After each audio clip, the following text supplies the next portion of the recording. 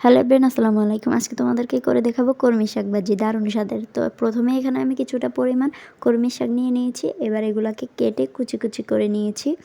তারপরে এখানে কি লাগবে সেগুলাই দেখাবো। এখানে আমি কিছুটা রসুন, পেঁয়াজ আর 4টে শুকনো মরিচ নিয়ে নিয়েছি। এবার কলমি শাকগুলো একটা কড়াইতে দিয়ে কিছুটা লবণ দিয়ে এটাকে আমি সিদ্ধ করতে দিয়ে দিব।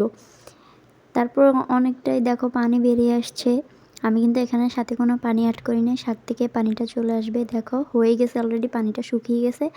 এবার এটাকে আমি বেড়ে এক জায়গায় রেখে দিয়েছি। এবার মেন উপকরণ অনুযায়ী এখানে কিছুটা তেল আমি গরম করে নিয়েছি এবং যে 4টে শুকনো মরিচ, এই শুকনো মরিচগুলোকে আমি এখন ভেজে নিব। শুকনো মরিচগুলো একদম কালো কালোর মতো করে নিব, যেন ভালো করে ভাজা ভাজা হয়। দেখো শুকনো মরিচগুলো কিন্তু আমি একদম কালো কালো করে নিয়েছি। অলরেডি শুকনো মরিচগুলো আমার হয়ে গেছে। এবার শুকনো মরিচগুলো আমি তুলে নিয়েছি।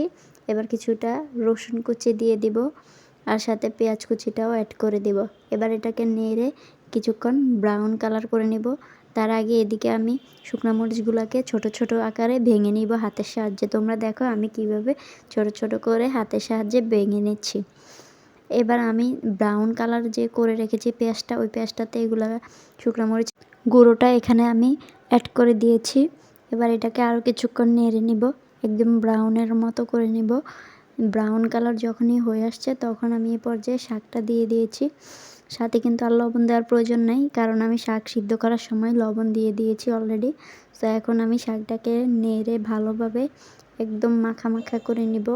অল্প কিছুক্ষণ নেড়ে নিলেই হবে। এই 4-5 মিনিটের মতো নেড়ে নিলে কিন্তু আমার শাকটা অলরেডি হয়ে আসছে।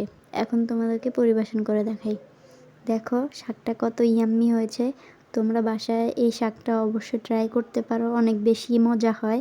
সো আমি তোমাদের পরিবেশন করে দেখাই, তোমরা দেখো শাকটা কেমন হয়েছে। তোমরা অবশ্যই দেখলে বুঝতে পারবে যে শাকটা কতটা দারুণ হয়েছে। খেতেও কিন্তু অনেক মজা ছিল।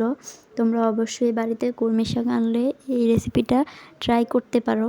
তো আমার চ্যানেলে নতুন নতুন রেসিপি পেতে চ্যানেলটা সাবস্ক্রাইব করে দিবে। আল্লাহ হাফেজ।